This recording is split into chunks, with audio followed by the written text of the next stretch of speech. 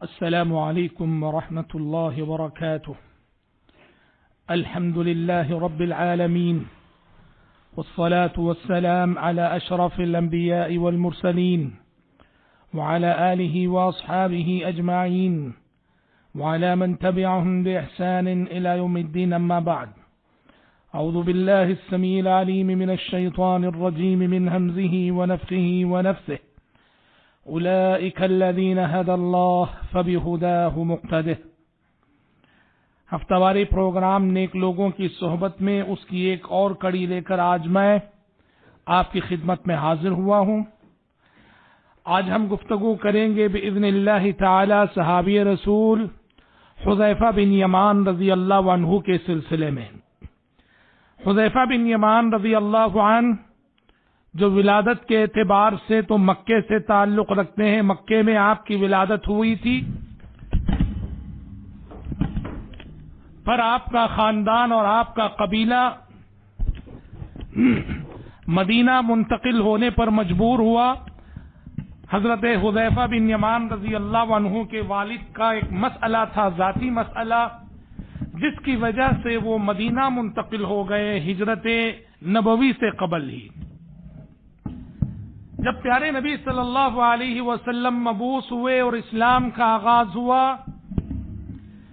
تو حضرت حذیفہ بن یمان رضی اللہ عنہ اپنے والد کے ساتھ مشرف باسلام ہوئے. مشرف باسلام ہونے کے بعد پیارے نبی سے اتنا قرب انہیں حاصل ہوا کہ حضرت حذیفہ بن یمان رضی اللہ عنہ صاحب السر یعنی رازدار رسول کہلائے. چنانچہ طبقہ صحابہ میں حضرت حذیفہ بن یمان کی یہ خصوصیت ہے کہ پیارے نبی صلی اللہ علیہ وسلم نے ان کی رازداری پر اعتبار کیا اور انہیں رازدار بنایا. صاحب السر اسی لیے ان کا لقب ہے رازدار رسول، اس لیے کہ پیارے نبی صلی اللہ علیہ وسلم نے انہیں بہت سارے منافقین کے نام بتائے تھے، پہچان بتائی تھی، جو نام اور جو پہچان کے آپ نے کسی اور کو نہیں بتائی تھی. اس لیے حضرت عمر بن خطاب رضی اللہ عنہ کے سلسلے میں آتا ہے کہ عہد نبوت کے بعد جب بھی کسی کے جنازے میں وہ شریک ہوتے تھے تو دیکھتے کہ حذیفہ نماز پڑھ رہے ہیں کہ نہیں ان صاحب کی، کیونکہ پیارے نبی نے انہیں منافقین کے نام بتائے تھے، پہچان بتائی تھی. حضرت حذیفہ کی زندگی میں کئی ایک واقعات ایسے ہیں جن میں ہمارے لیے اور آپ کے لیے بڑے سبق ہیں.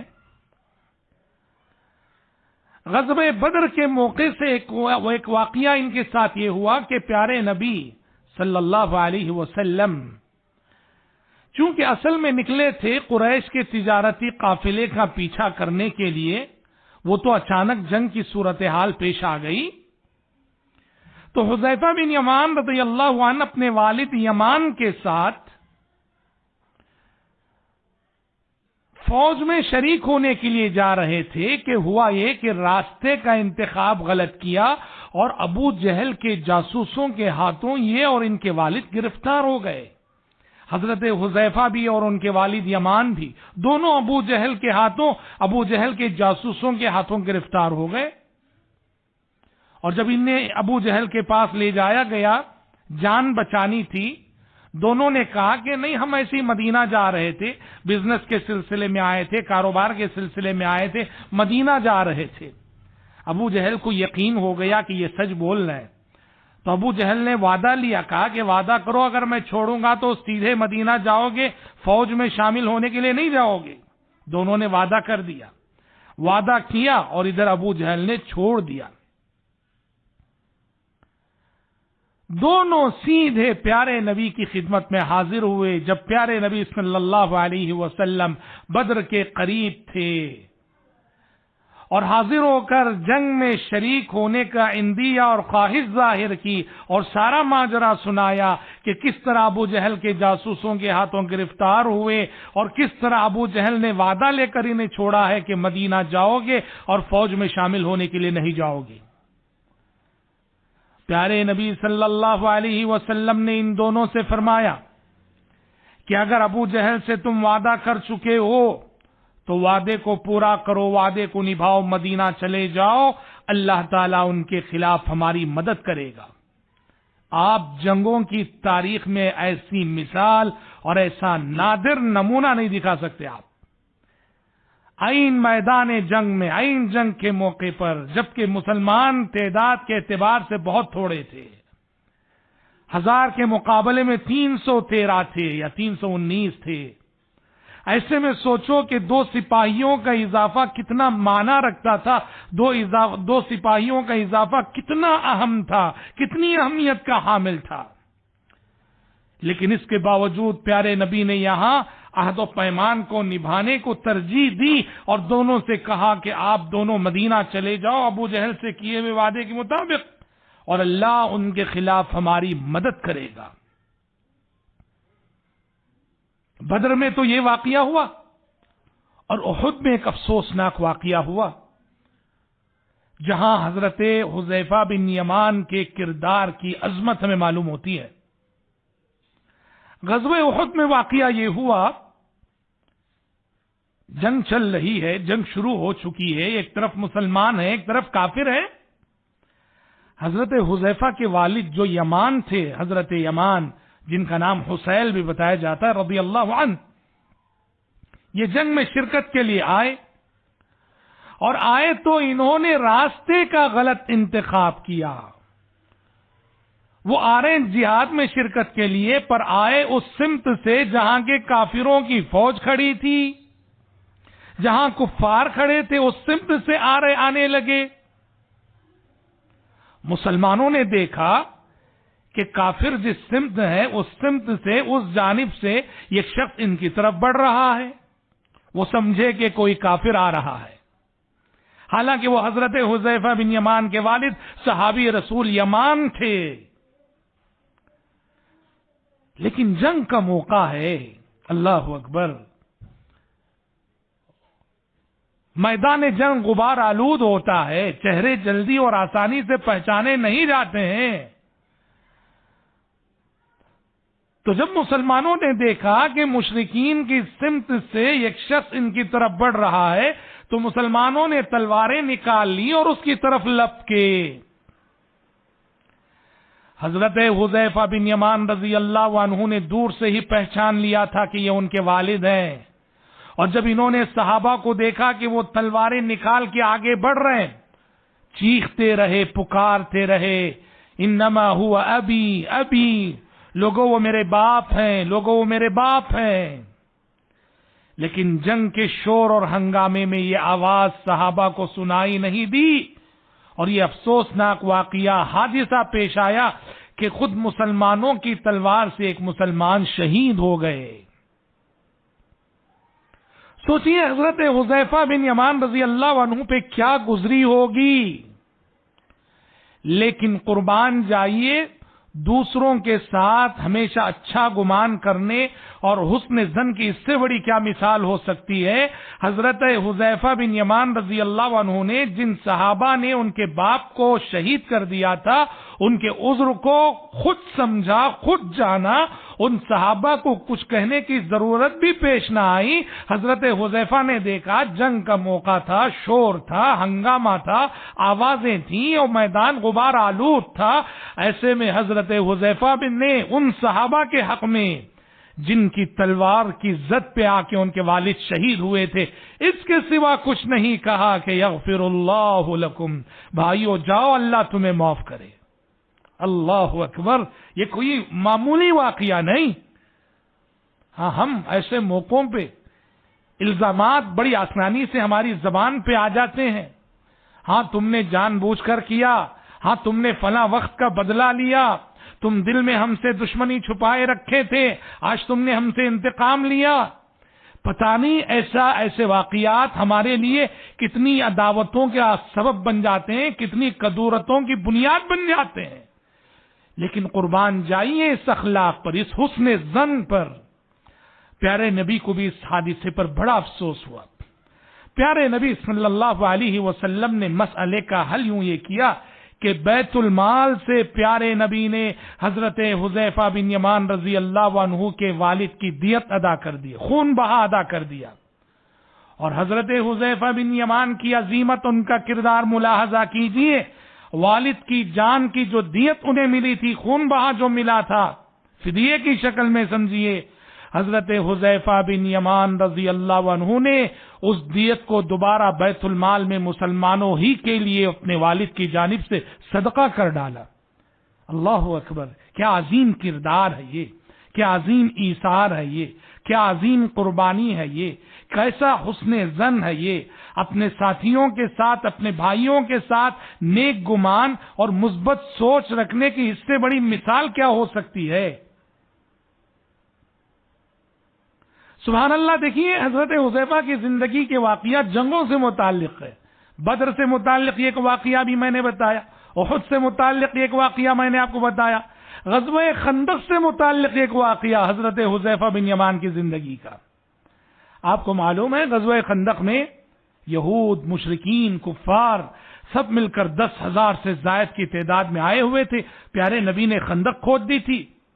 خندق کے اس پار یہ 10,000 کی فوج کھڑی ہے اور خندق کے اس پار مسلمان ہیں.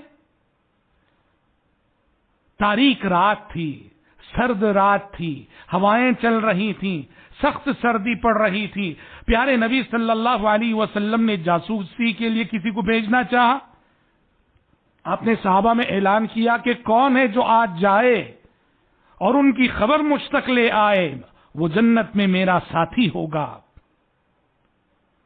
آپ نے اعلان کیا پر کسی کی آواز نہ آئی جواب میں. کسی نے یہ نہیں کہا کہ میں جاؤں گا، کیونکہ بڑی نازک گھڑی تھی. 10,000 سے زائد کی تعداد میں دشمن آیا ہوا ہے اور پوری تیاری سے آیا ہوا ہے. رات ہے، تاریک رات ہے، سرد رات ہے، ٹھنڈی رات ہے، ہوائیں چل رہی ہیں، آندھیاں چل رہی ہیں. کسی نے آمادگی ظاہر نہ کی. تو اس وقت پیارے نبی نے خود نام لے لیا کہ این حذیفہ. اللہ اکبر! کہا کہ حذیفہ کہاں ہے؟ قربان جائیے، پیارے نبی کی زبان پر اتنے صحابہ میں اگر اس نازک موقع پر حذیفہ بن یمان کا نام آ رہا ہے تو سوچئے کہ کتنا اعتماد تھا پیارے نبی کو اپنے اس صحابی پر. حضرت حذیفہ فرماتے ہیں جب پیارے نبی نے میرا نام لے لیا این حذیفہ، تو ظاہر بات ہے سمع و طاعت کے بغیر کوئی چارہ نہ تھا. میں نے کہا حاضر ہوں اللہ کے نبی. پیارے نبی نے کہا حذیفہ جاؤ، دشمن کی خبر لے آؤ، دیکھ آؤ، حالات کا جائزہ لے آؤ، کیا ہو رہا ہے ان کے درمیان، کیا حالات ہیں ان کے، کیا پوزیشن ہے ان کی، خبر لے آؤ. اور یاد رکھو حذیفہ، ایسی کوئی حرکت نہ کرنا کہ دشمن ہمارے خلاف بھڑک جائے. حضرت حذیفہ کہتے ہیں میں کسی طرح سے دشمن کی فوج میں داخل ہوا. سرد رات تھی، تاریک رات تھی، کسی نے مجھے پہچانا نہیں، میں داخل ہو گیا. فرماتے ہیں ابو سفیان کو میں نے دیکھا. ابو سفیان اس وقت جو کافروں کے سردار تھے اس وقت، کہا وہ پیشاب کر رہے تھے. حضرت حذیفہ بن یمان کہتے ہیں اگر پیارے نبی کا یہ فرمان اور آپ کی یہ نصیحت نہ ہوتی کہ انہیں ہمارے خلاف اکسانا مت، تو بالکل ابو سفیان اس وقت میری تلوار کی زد پہ تھے. بس ایک حرکت میں میں ان کا سر تن سے جدا کر سکتا تھا. بس پیارے نبی نے چونکہ فرما دیا تھا کہ انہیں ہمارے خلاف اکسانا مت، اس لیے میں نے ابو سفیان کو مارا نہیں. حالات کا جائزہ لے کر حذیفہ بن یمان رضی اللہ عنہ پیارے نبی کی خدمت میں آئے اور آ کر پیارے نبی صلی اللہ علیہ وسلم کو ساری تفصیلات سنائی کہ آندھیوں کی وجہ سے، ہواؤں کی وجہ سے کس طرح اللہ تعالیٰ نے فرشتوں کو بھیج کر ان کے دلوں میں رعب ڈالا ہے اور کس طرح مشرکین کے سردار اور رؤسا واپسی کی تیاری کر رہے ہیں. خوش کن خبریں حضرت حذیفہ بن یمان رضی اللہ عنہ نے سنائی. تو 3 واقعات 3 جنگوں سے متعلق. عہد خلافت راشدہ میں عمر بن خطاب رضی اللہ عنہ نے حضرت حذیفہ بن یمان کو عراق کے شہر مدائن کا گورنر مقرر کیا اور تاریخ نے شہادت بھی محفوظ رکھی ہے. جب گورنر بن کر مدائن گئے حضرت حذیفہ بن یمان کس شان سے گئے جانتے ہیں؟ مدائن والے استقبال کے لیے تشریف لائے، باہر نکلے، اس لیے کہ گورنر آ رہے تو ان کی حیرت کی انتہا نہ رہی اپنے اس نئے گورنر کے تواضع، عاجزی اور انکساری کو دیکھ کر کہ حضرت حذیفہ ایک گدھے پر سوار تھے، ہاتھ میں سوکھی روٹی تھی اور نمک تھا، اس نمک کے ساتھ اس سوکھی روٹی کو کھا رہے تھے اور گدھے پہ سوار ہو کر پوری عاجزی سے اپنے شہر میں داخل ہو رہے تھے۔ حیران رہ گئے مدائن والے اس نئے گورنر کی عاجزی کو دیکھ کر، تواضع کو دیکھ کر، انکساری کو دیکھ کر۔ اللہ اکبر! کردار کے یہ نمونے، تخت و تاج کے مالک رہتے ہوئے عاجزی کی انتہا پہ قائم رہنا، یہ نمونے اور یہ سیرتیں، یہ کردار حضرات صحابہ کرام رضوان اللہ علیہم اجمعین کی زندگیوں ہی میں ملتا ہے۔ بالآخر ایک مثالی زندگی گزارنے کے بعد حضرت حذیفہ بن یمان رضی اللہ عنہ سن 36 ہجری میں مدائن ہی میں انہوں نے وفات پائی۔ حضرت عثمان بن عفان رضی اللہ عنہ کی شہادت کے صرف 40 دن بعد، 40 دن ہوئے تھے حضرت عثمان کو شہید ہوئے، اس کے تقریباً 40 دن بعد حضرت حذیفہ بن یمان رضی اللہ عنہ نے مدائن میں ہی، جہاں کہ وہ گورنر تھے، وفات پائی رضی اللہ عنہ وارضاہ۔ رازدار رسول تھے یہ، صاحب السر تھے یہ، امین تھے یہ، پیارے نبی نے انہیں اپنا رازدار بنایا تھا، بہت عظیم صحابی تھے یہ۔ دعا ہے رب العزت سے پروردگار عالم مجھ کہنے والے کو اور آپ سبھی سننے والوں کو حضرت حذیفہ بن یمان رضی اللہ عنہ جیسی عظیم شخصیتوں کے نقش قدم پر چلنے کی توفیق اور سعادت نصیب فرمائے، آمین ثم آمین۔ وآخر دعوانا ان الحمد للہ رب العالمین، والسلام علیکم ورحمۃ اللہ وبرکاتہ۔